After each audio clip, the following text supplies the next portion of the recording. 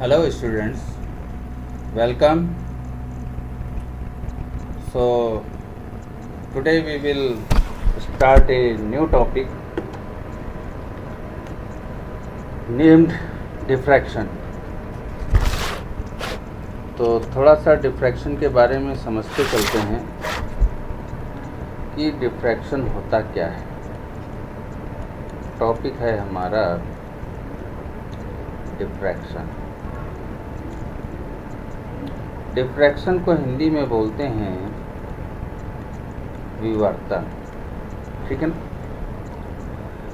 अब होता क्या है स्टूडेंट्स कि जब कभी किसी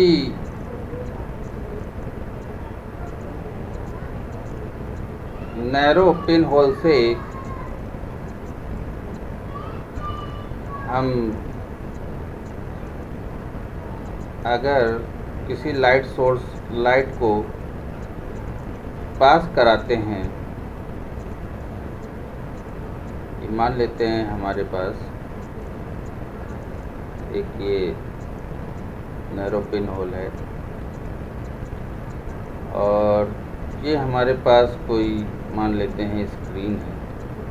इस तरीके से कंसीडर कर लेते हैं हम कि हमारे पास एक ये स्क्रीन है। अब अगर हम क्या करते हैं कि अगर हम लाइट को इससे पास कराते हैं, ये लाइट आई और इससे निकलेगी, तो हम लोग जानते हैं कि लाइट जो है स्ट्रेट लाइन में चलती है, उसको इस तरीके से आना चाहिए, लेकिन वो इस तरीके से ना आकर के एक एंगल पे बेंड हो जाती है, एक एंगल पे बेंड हो जाती है इस प्रकार से। तो इस तरीके से जो ये हमने माना, एक ये ई है और एक ये हमने मान लिया कि पी हमारे पास एक स्क्रीन है, एस हमारे पास एक लाइट सोर्स है जिससे कि लाइट जा रही है। तो ये जो थीटा डिग्री पे लाइट झुक गई है, लाइट की बीम मुड़ गई है, लाइट में इसी घटना को हम लोग डिफ्रैक्शन बोलते हैं या विवर्तन बोलते हैं। समझ रहे हैं ना। लाइट में इसी घटना को हम लोग विवर्तन या डिफ्रैक्शन के नाम से जानते हैं।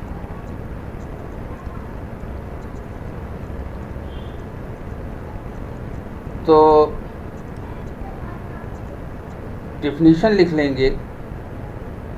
डिफिनीशन क्या बनेगी डिफ्रैक्शन की?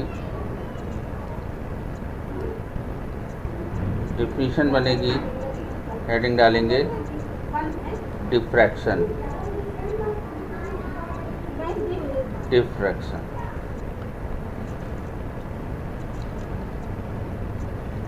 डिफ्रैक्शन हेडिंग डाल देंगे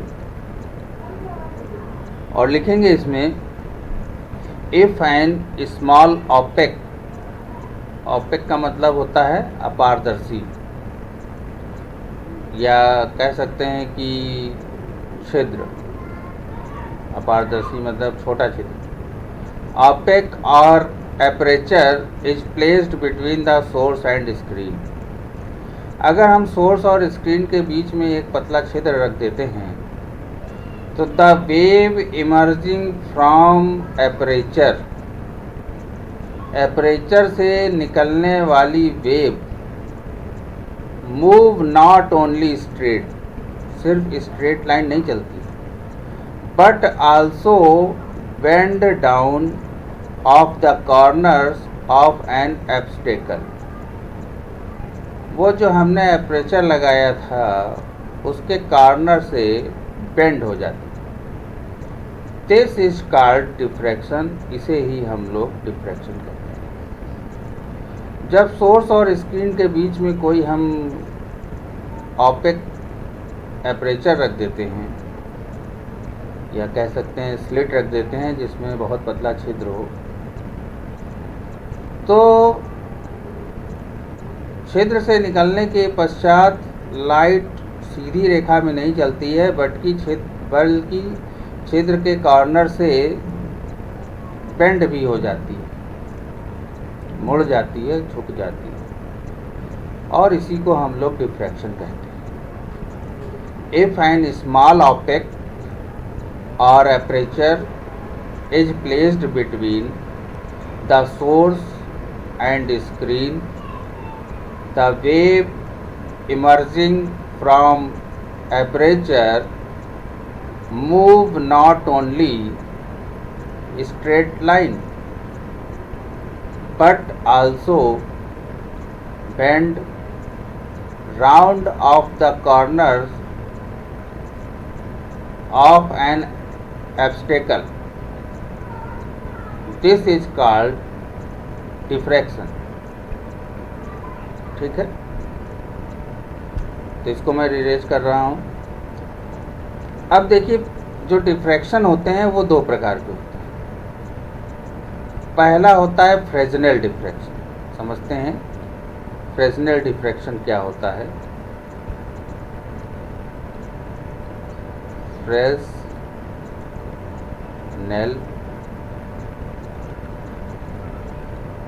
डिफ्रैक्शन। फ्रेजनेल डिफ्रैक्शन क्या होता है? फ्रेजनेल डिफ्रैक्शन में सोर्स और स्क्रीन के बीच की दूरी निश्चित होती है। मतलब जैसे मान लेते हैं कि ये हमारे पास सोर्स है, ये हमने मान लिया ये हमारे पास कोई सोर्स है, इस तरीके से ये मान लेते हैं, और इसमें ये छोटे छोटे मान लेते हैं कि ये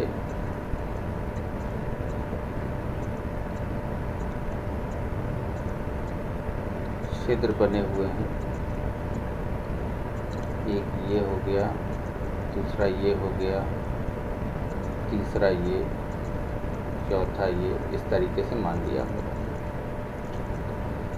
तो लाइट रे क्या होगी कि इन छिद्रों पर आकर के गिरेगी। समझ रहे हैं ना बात को? लाइट रे जो होगी वो आएगी और इन छिद्रों पर गिरेगी इस तरह से।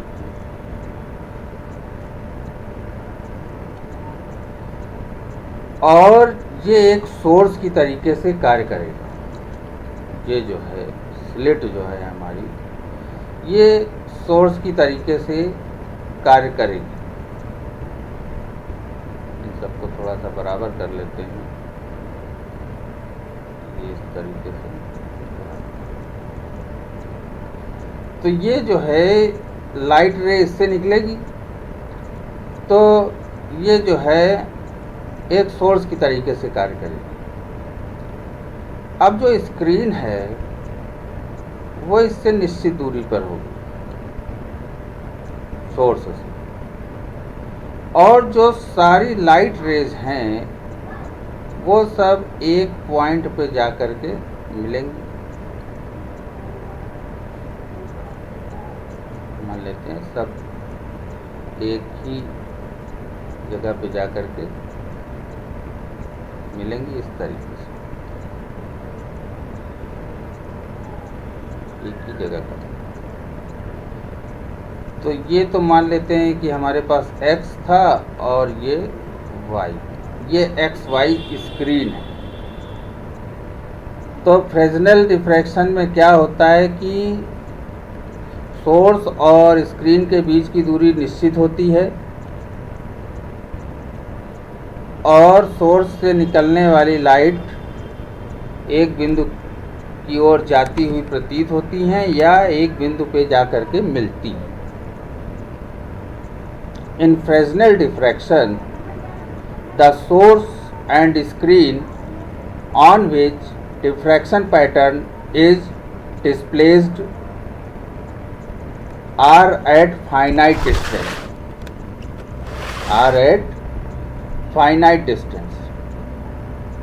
from the aperture. The light rays after passing from the aperture are not parallel. In this diffraction distance is important. इस प्रकार के डिफ्रैक्शन में डिस्टेंस इम्पॉर्टेंट होती है। समझ रहे हैं ना बात को? चलिए आगे बढ़ते हैं और फ्रॉनहोफर डिफ्रैक्शन को समझने की कोशिश करते हैं। हेडिंग डालते हैं फ्रॉनहोफर, FRAUNHOFFER,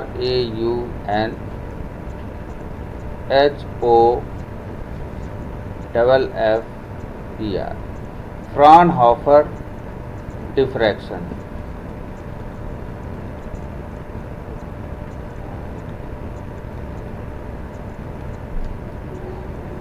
फ्रॉनहोफर डिफ्रैक्शन के बारे में समझेंगे। फ्रॉनहोफर डिफ्रैक्शन में जो हमारे पास स्क्रीन है, मान लेते हैं ये सोर्स है और इस पे लाइट्स आकर के इस तरीके से गिर रही है। इसमें बहुत सारे पतले छिद्र हैं, ये देखिए पतले छिद्र हैं। इस तरीके से आकर के लाइट गिर रही है और जो स्क्रीन है वो हमारी इनफाइनाइट पे है।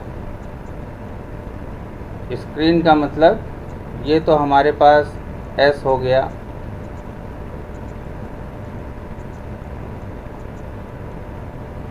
ये एस हमारे पास कोई सोर्स है और ये जो डिस्टेंस है ये इनफाइनाइट है। ये एक्स वाई हमारे पास स्क्रीन हो गई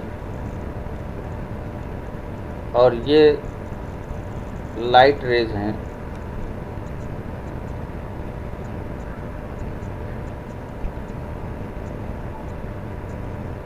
ये लाइट रेज हैं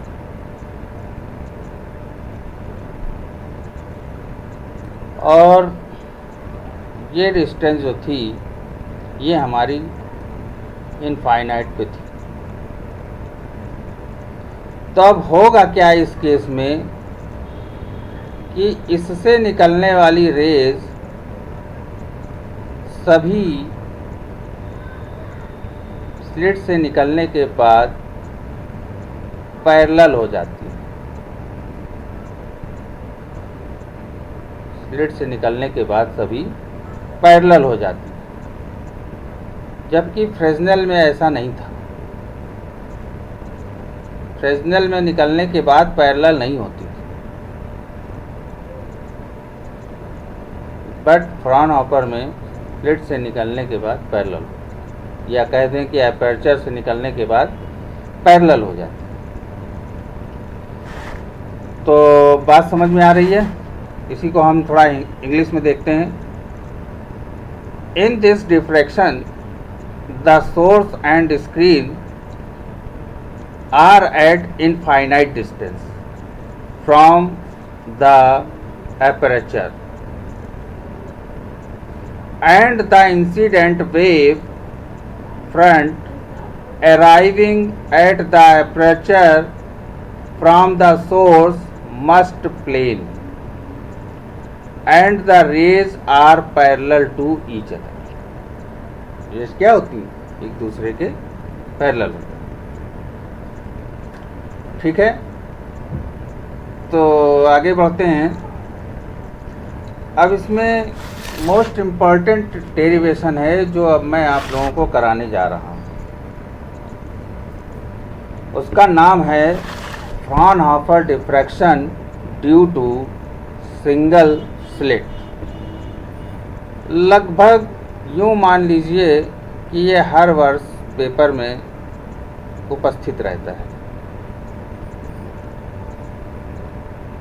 तो फ्रॉनहोफर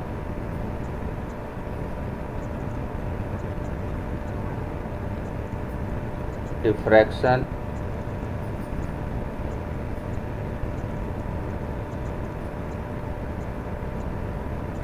ड्यू टू